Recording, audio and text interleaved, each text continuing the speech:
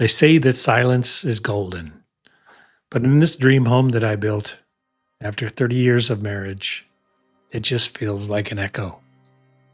You spend 3 decades filling rooms with furniture, family photos, and the noise of life that you thought was permanent.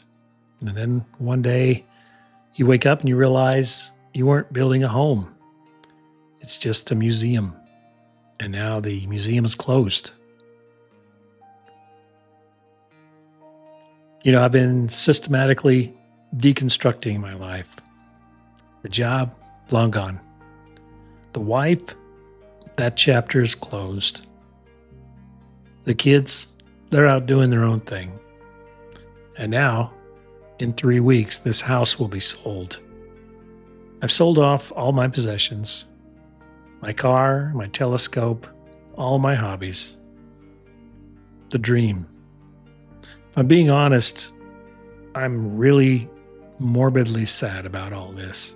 And it's, quite frankly, been devastating. Closing these doors feels like burying a version of myself that I thought would be with me for the rest of my days. But the lights are off, the work is done, it's time to move. So, here's the sum total of 30 years. A suitcase. Doesn't look like much, does it? But it's not all sad. There's a massive relief in this. I spent a lot of time being tied to this address, to my career and technology, and to a pile of stuff, and a wife and a family and kids that I thought would give me security.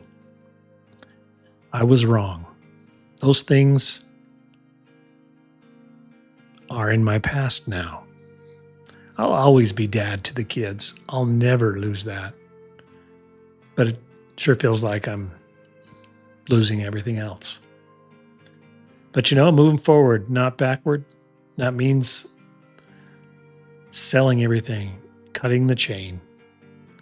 My identity ultimately isn't tied to this house, isn't tied to Texas or this zip code or my semiconductor career or being married or even being a dad. My identity is tied to being a son, an adopted son, held by a father who doesn't change when the scenery does or when it's convenient. He's always there. And I guess he's the only thing that matters.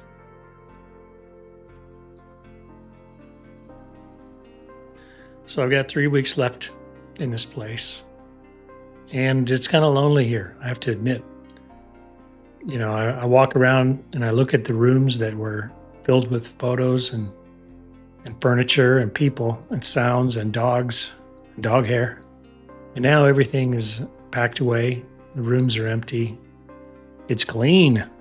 There's nothing here but dust. Feels kind of lonely. This was my dream home. I built this with the intention of staying here. And it didn't work out that way. And so, quite frankly, I'm unsure what the future holds. I don't know exactly where I'll be. I do kind of have an idea that, in 3 weeks we'll close on the house.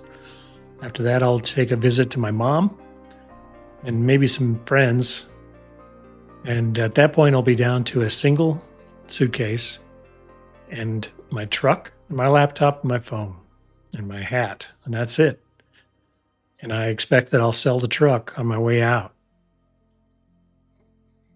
I don't know what I'm doing, guys. I guess I don't know. I'd be dishonest if I said I wasn't scared is not the right word. If I wasn't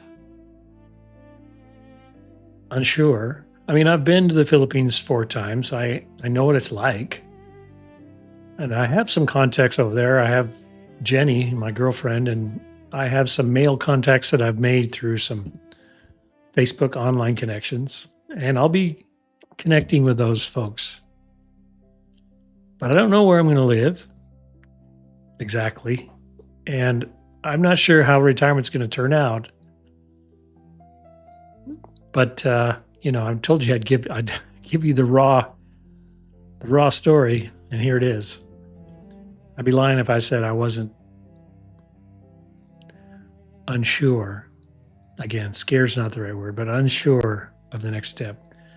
But as I said before, I got God on my side, and I'm firmly aware that He's with me, and I'm walking with Him every step of the way here.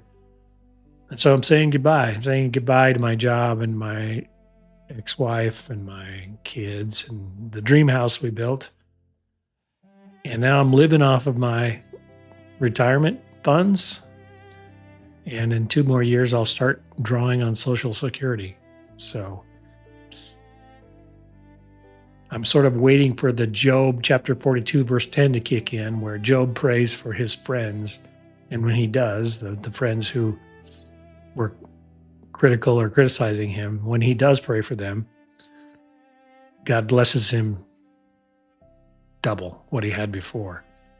And I'm not expecting that, but I am praying for those that have, said wrong things to me during this divorce. I'm praying for them, praying that God would draw them to Him. And I'm leaving here knowing that I gave it my all. I was a good dad. I wasn't a perfect husband, but I was a good provider, and I was loyal for 30 years.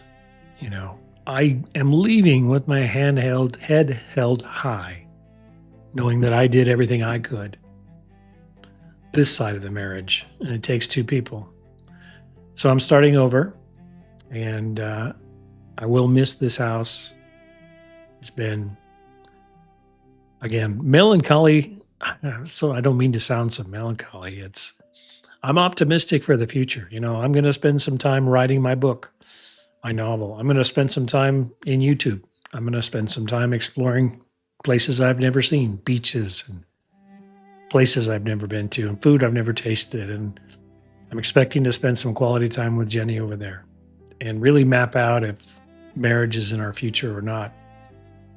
So it's not like I'm just going to go over there and sit in a condo and watch YouTube videos all day. No, I sort of have an idea of what I'm going to do.